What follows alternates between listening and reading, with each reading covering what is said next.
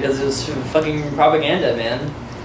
Bane, I mean, you could totally draw parallels between Bane and his, like, fucking, like, gang, crew, whatever, to, like, the fucking Occupy movement. I mean, a bunch of untidy anarchists, you know, pseudo-anarchists, really. Can't even call Occupy movement anarchists, but, you know, for all intents and purposes, I will. And, you know, they came out, didn't really have, like a specific message. They were just like, we want change. Well, Bane wasn't, like, he didn't have an agenda. He was just like, I guess you could argue an agenda of chaos, but, like, that's not a real agenda, man. You know what I mean? Like, he didn't have, like, we want this to happen, we want that to happen, you know what I mean? And I really think that, given the fact that The Dark Knight, the, you know, Batman film before The Dark Knight Rises was a fucking, you know, allegory for the war on terror, and Batman was supposed to be goddamn George Bush, and fucking the Joker was supposed to be fucking Osama bin Laden. I think that Christopher Nolan was like, let's just make it an out-and-out morality fucking play, you know what I mean? Like, what's really, you know, I can't help but think that if someone had the right side of their brain working in any theater that showed The Dark Knight Rises, I can't help but think that someone would be like, that Bane character reminds me of those dirty, filthy, post-grad fucking Occupy movement people, right? I can't help but think that Batman kind of reminds me of a cop, you know what I mean? And besides, like my problem with it is, like, why in every fucking superhero movie, let alone Batman, are we rooting for goddamn cops? The best scene in the movie, other than the scenes with Anne Hathaway's ass, were the scenes where the cops got fucking killed. Let's be honest. Let's be real. You know, people shouldn't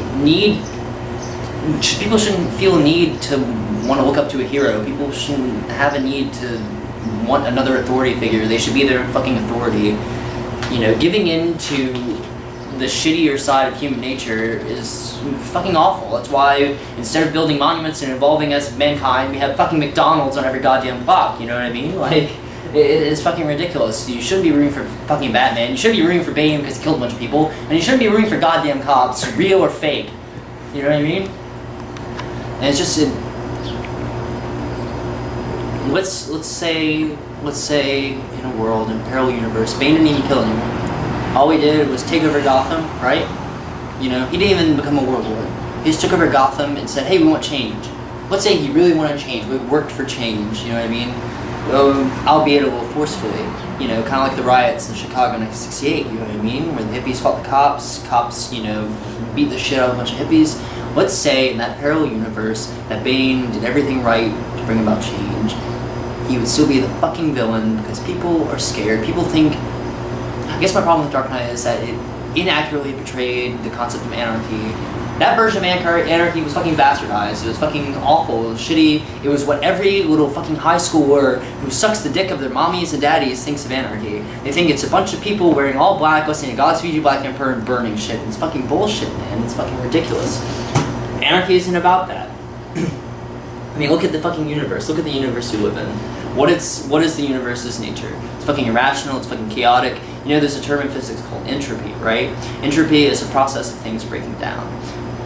That's the universe. Things fucking fall apart. Things break down.